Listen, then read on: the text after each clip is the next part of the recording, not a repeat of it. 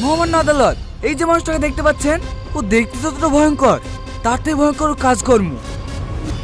গত রবিবার রাতে মক্কেল মায়ের স্বামীকে ও নৃশংসভাবে হত্যা করেছে।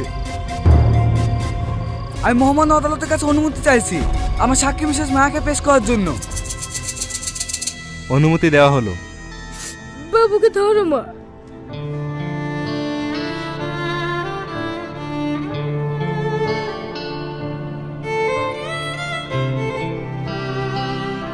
মিসেস সালমা, আপনি কি লোকটিকে চেনেন?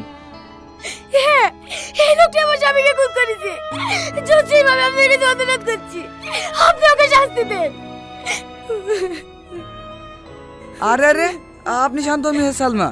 আইন অবশ্যই আইনি কাজ করবে। আপনি আমাদেরকে কোঅপারেট করুন। আপনাকে যতটুকু জিজ্ঞেস করা হবে আপনি সেইটুকুই উত্তর দিবেন। আপনি কি এই লোকটাকে চেনেন? হ্যাঁ, ও আমাদের পাশের গ্রামে ওর বাড়ি। ওর সাথে কি আপনার স্বামীর কোনো শত্রুতা ছিল? না। তাহলে ও আপনার স্বামীকে খুন করবে কেন? ও তো মার্ডারার। ওকে গ্রামে সবাই চেনে। ও টাকার বিনিময়ে মানুষ খুন করে। এক্স্যাক্টলি, এইটাই আমার আদালতকে জানানোর ছিল। ও একজন পেশাদার খুনি। টাকার বিনিময়ে মানুষ খুন করে ওর পেশা। তাই মহামান্য আদালতের কাছে আমার একটা আবেদন, আসামি সামাদ শেখকে কঠিনতম শাস্তি দেওয়া হোক। That's all your honour. আসামি সামাদ শেখ, আব্দুল্লাহকে খুন করার জন্য কেউ তোমাকে টাকা দিয়েছিল? না, আমি আব্দুল্লাহকে খুন করেছি। যা শাস্তি দেওয়ার দিতে পারেন। সমস্ত সাক্ষী ও প্রমাণের ভিত্তিতে আদালত এই সিদ্ধান্তে পৌঁছেছে, আব্দুল্লাহকে খুন করার অপরাধে আসামি সামাদ শেখকে ৩০২ ধারায় ২০ বছর সশ্রম কারাদণ্ডে দণ্ডিত করা হইল।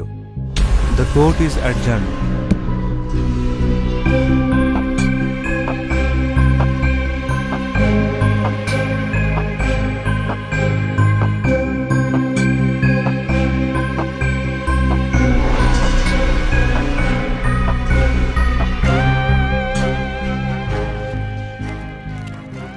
Breaking news! আপনারা এই মুহূর্তে দেখতে পাচ্ছেন কুখ্যাত আসামি সামাদ শেখকে ফাঁসির সাজা শুনিয়ে জেলে নিয়ে যাওয়া হচ্ছে। অবশেষে শান্তির নিঃশ্বাস ফেলল শক্তিগড়।